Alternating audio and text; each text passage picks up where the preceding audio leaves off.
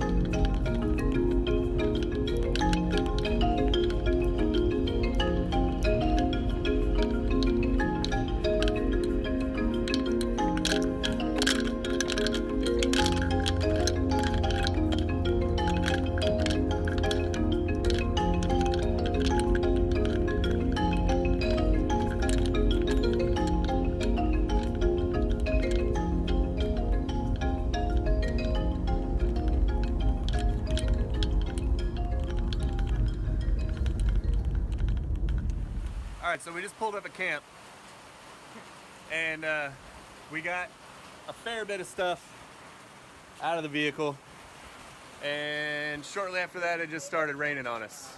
But it's Northwest Florida, it's still summer, afternoon showers, you know, they happen, so it should be pretty quick, and then we can get camp set up. There's not really much tree availability. I mean, there's plenty of trees, but they're not really in the campsite for hammocks. So we're gonna maybe possibly hang a hammock up from this post of the pavilion over to this post of the pavilion, and maybe one on the other side the same way. But then that doesn't make a fly very easy to put up, and there's not much of a rain gutter over it. So we're gonna figure it out, make do with what we can, but right now it's raining and we're gonna put on some bug spray. Oh, you have a mosquito on your head. I got a mosquito on my head. And wait for this rain to blow over, and then we can set up camp.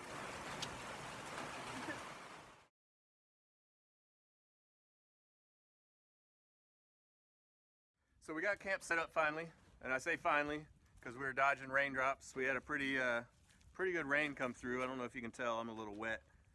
And we got tents set up over here. That's Hailey's tent. She'll be by herself in that tent. Hannah picked Park Avenue right over here. She's got her tent right there. She's kind of underneath the pavilion a bit. And then Aiden and I, it's Aiden's turn in the hammock. I've only got 2 hammocks right now. I gotta buy 2 more so everybody can have a hammock. But then everybody's gotta find a tree. So a lot of times, I don't know, we'll get to that. But we got our hammock set up over here. Once again, this is how you connect 2 hammocks to 2 trees instead of having to have 4 trees for 2 hammocks, or if you can get fancy enough, having 3 trees for 2 hammocks. Well, this is 2 hammocks on 2 trees. So once again, here we go. We're using the Eno spreader bar, okay? And so you can hang your hammock. Say this is a tree. Right now this is a pavilion post, we got lucky. Say this is a tree. You set both your hammocks up with one hammock strap coming from one side of the tree, the other hammock strap coming from the other side of the tree. That's a really important part, because if you have them coming from the same side of the tree, it's not gonna work right. So I just learned that. But then, yeah, once you get your hammocks strung and hung how you like them, then these just kind of connect in there. I'm hoping I'm holding the phone right. Here, let me, I can't really switch the camera while I'm talking, so. But you have this right here, this clip. I don't know if you can see it. This clip right here just slides up and around your mount, or your, I got mine on my carabiner over here. This hammock has a different setup, but you put it right there at the top of the, I don't know what you call that right there. I don't know a lot of hammock technical terms. I know that this is a ridge line, and that's about it. But that holds both the hammocks. And I had to get real creative with the rain fly, because with both hammocks hanging right there, the easement of this pavilion does not provide enough cover from the rain. So I've got my giant gold armor fly strung up as best I can between, it's wider than this pavilion. That fly is huge. I don't even, I forget the dimensions of it. I sometimes forget how big it is. But it's good to have, I like it. It just can be a little cumbersome in smaller spots if you don't have trees or posts that are far enough apart. But I've just got it set up between the 2 posts as best I can. Tie it off to that center brace in the middle. And then of course it's got about a 45-degree lean, and it's skylined out to hopefully shed as much rainwater as possible. We should stay dry in there. It's up underneath the easement. So yeah, it started raining. We knew it was gonna rain. I was checking the weather, and we knew it was gonna rain, so it's not that we weren't expecting it. But we're all ready to go tomorrow. If we can get up in the morning in time, we should have the spring all to ourselves. Should be nobody out there, weather pending. And yeah, we're gonna have a little bit of fun out there in that crystal clear water. I do love me some springs. All right, we're gonna get dinner ready here in a little bit. We're gonna have bratwurst tonight, and no fire tonight. Everything's soaked right now, and I'm not gonna try and battle with it. I've got a little, you know, Coleman propane camp stove, and I got a good little frying pan I can put on top of that. So we're gonna have some bratwurst. Check in later.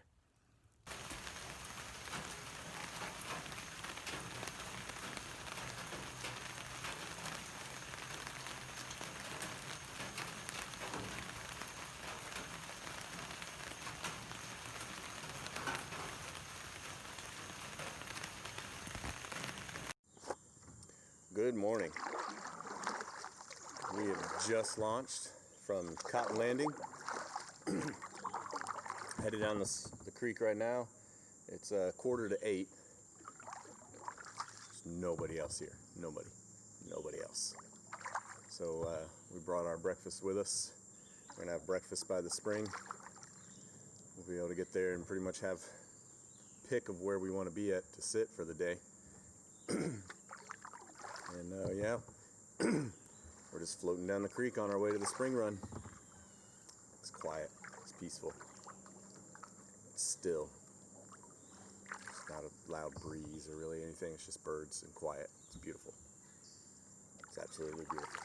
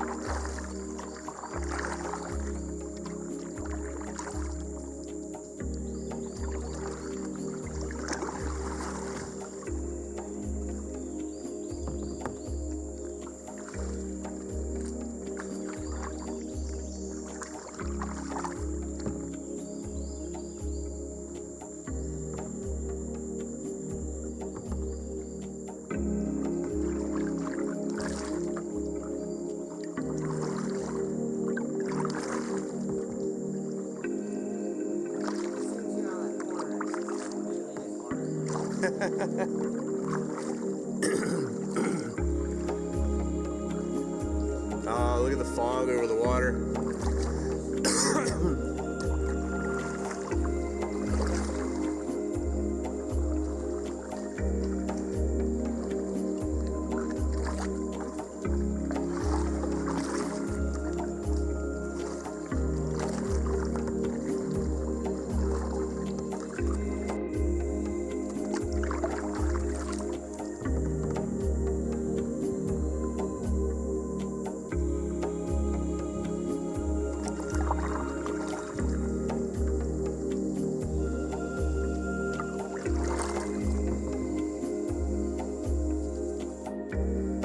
The spring run now. We're hoping to be the only ones here. It looks like there's one other person, so I mean that's not really bad. They're on a paddleboard, so you know they're out here the same we are. And it's been raining, you know, so there's been a lot of runoff. And the spring run itself isn't normally as clear, I don't think, as it usually is. But the spring, I mean, this thing puts out a lot of water. I think this is a first magnitude spring, so it's pumping. So the spring should be spot on. No worries there.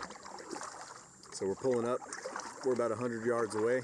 And it's just gorgeous. Fog coming off the water. You've probably seen that in some of the footage. Sun's just coming up over the trees. It's the perfect time of day.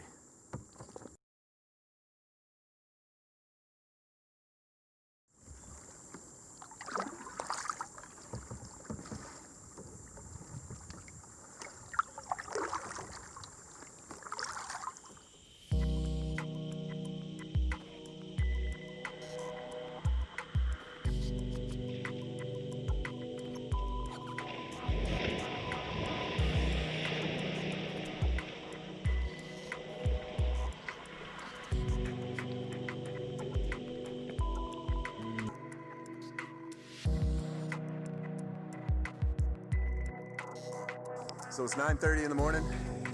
It's Saturday, the 12th. and we have the whole spring all to ourselves. There was a guy on a paddleboard here when we first got here, but he's moved on. He did his thing for the morning, I guess. But look at this. The whole thing. There's not another boat, kayak, paddleboard. There's nobody here. It's almost kind of weird. I've never been out here by myself. Well, I'm not really by myself. Of course, I have my children. But I've never been out here when it's, you know, this barren, really. Almost every time I come out, you know, it's crowded and there's a lot of people and there's motorboats and loud music. And right now, there's nobody else here.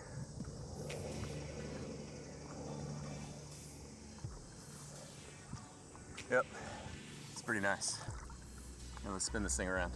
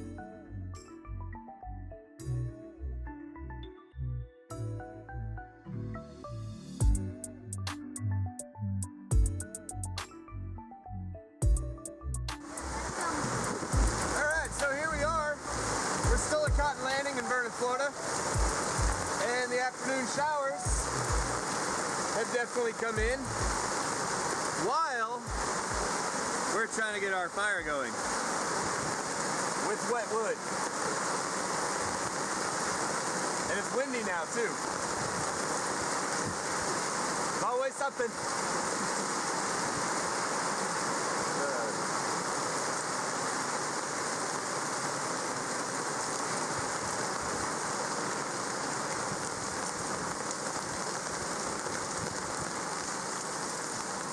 But I think this is about to blow over. It's letting up already. All right, see if we can get this fire to stay lit. All right, so we just had a sheriff come by, and I thought he was going to ask me about the reservation to make sure that, you know, I'm who I'm supposed to be and supposed to be here. So he comes walking up and he goes, "Did you check your email?" Once again, I thought he was talking about my reservation. So I'm like, yep. I was waiting for him to ask me what my confirmation number was for the reservation, but he didn't. He said, "So you guys got to be out of here by 9 o'clock in the morning tomorrow." Still don't know what's going on. I still don't understand what's going on. So I tell him, I was like, well, I mean, we'll do our best, you know. I've got 4 kayaks, a trailer, and a lot of camping gear. If it starts raining, you know, at 8:30 while we're trying to pack, I mean, we're going to have to stop and get out of the rain. He's like, well, we're locking those gates at 9 o'clock. So now I'm like, wait a minute, what's going on? This has nothing to do with my reservation. So we start talking, and yeah, there's a tropical depression, tropical storm. I don't know. There's some kind of big rain coming that's supposed to be, actually it's supposed to start tonight. And they're going to shut this park down and a lot of other parks at 9 a.m. tomorrow and lock their gates. So we were going to have pork chops tonight over the fire, possibly eat some brats too, and I had red beans and rice, but right now we are packing up. We are heading out. There's no sense in trying to stay tonight and, you know, be caught up in a big storm tomorrow. So this pretty much ends the trip for us. We're going to get camp broke down and kayaks loaded up on trailers and on the truck, and we're just going to head back to Panama City. Sometime it bees like that. But thanks for watching. We're getting out of here. We're going home. I'm not messing around with 5 to 8 to 10 inches of rain. Nope, not gonna do it. Peace.